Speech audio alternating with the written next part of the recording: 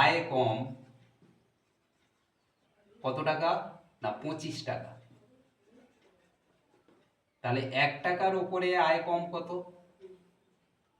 না 25/125 টাকা।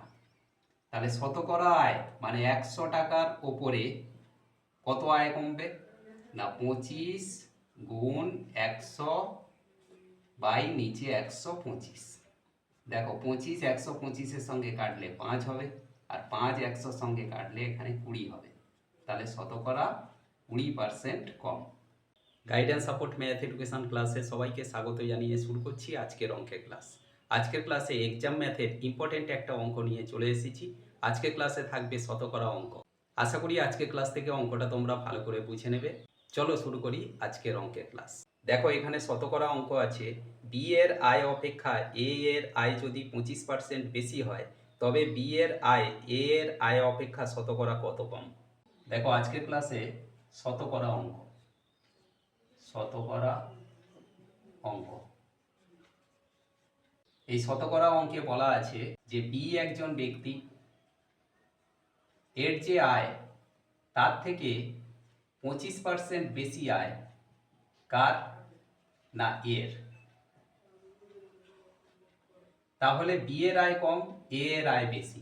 এখন প্রশ্ন হচ্ছে এ এর আয় অপেক্ষা বি এর আয় শতকরা কত কম? এটা আমরা আজকে ক্লাস থেকে বের করব।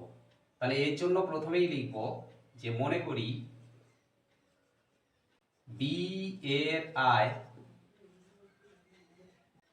100 টাকা। তাহলে এ এর আয় কত? এ এর আয় বি এর আয় অপেক্ষা 25% বেশি। তাহলে 100-র সঙ্গে আমরা 25 যোগ করব, করলে এ এর আয় কত টাকা হবে? না 125 টাকা। তাহলে এখানে আমরা দেখতে পাচ্ছি বি এর আয় 100 টাকা হলে এর আয় কত? না 125 টাকা। তাহলে বি এর আয় এ এর আয়ের থেকে কত কম? বি এর আয়